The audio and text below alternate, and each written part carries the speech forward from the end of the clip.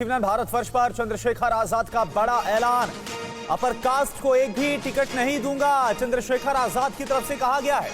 SC, ST, OBC अल्पसंख्यकों को ticket देंगे, अपर कास्ट ने नहीं निभाया सामाजिक न्याय। ये बात चंद्रशेखर आजाद बोलते नजर आ रहे हैं। योगी के खिलाफ चुनाव लड़ूंगा, जो हराना चाहते हैं वो साथ दें।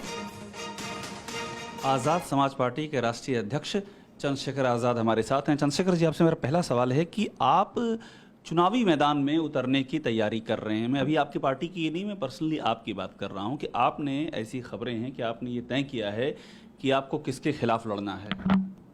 जी, मैंने आज ही मुझसे पूछा गया मीडिया के द्वारा, तो मैंने अपनी बात रखी कि अगर पार्टी इजाज़त देगी तो मैं उत्तर प्रदेश के मुख्यमंत्री जो वर्तमान में योगी आदित्यनाथ, उनके खिलाफ चुनाव लड़ने का काम करूंगा।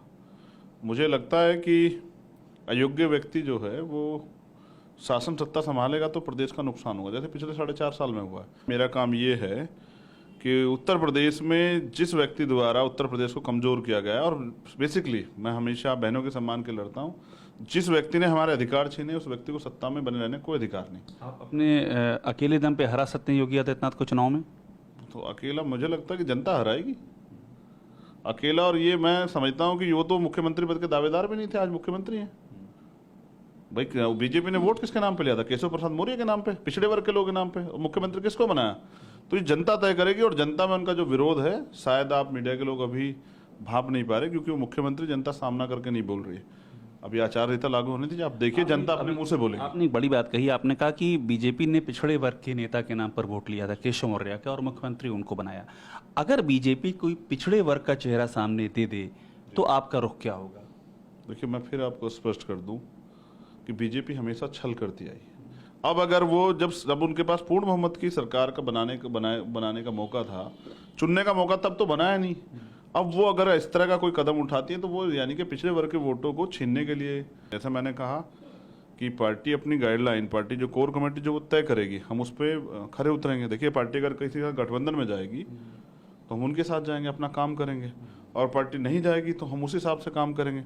बेसिकली मैं आपकी जानकारी के लिए बता दूं कि उत्तर प्रदेश में 403 सीटें हैं, 86 सीटें रिजर्व, 84 शेड्यूल कास्ट के लिए, 2 शेड्यूल ट्राइब के लिए। उसके बाद बचती है 317 सीटें।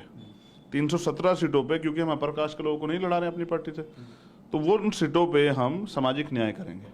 जो शेड्यूल कास्ट, बैकवर्ड माइनॉरिटी के जो लोग हैं उनको हम लड़ाने का काम करेंगे। हम जनरल सीटों पे भी शेड्यूल कास्ट के लोगों को, बैकवर्ड माइनॉरिटी के लोगों को लड़ाने का काम करेंगे, क्योंकि ये लोकतंत्र, जिसके वोट होगा उसका राज होगा। पूरे 403 सीटों पर लड़ाएंगे अगर पार्टी आदेश करेगी। मैंने आपको फिर कहा कि जो पार्टी का आदेश होगा वो माना जाएगा। आपने एक बात पार्टी बड़ी है, व्यक्ति छोटा है। आपने एक बात कही कि अपर कास्ट के लोगों को आप नहीं लड़ा रहे हैं। इसके इस फैसले के पीछे की वजह क्या है कि अपर कास्ट को आप टिकट नहीं दे रहे हैं? क्यों नहीं दे रहे हैं? देखिए, ये आंदोलन है, सरकार सबकी होती है।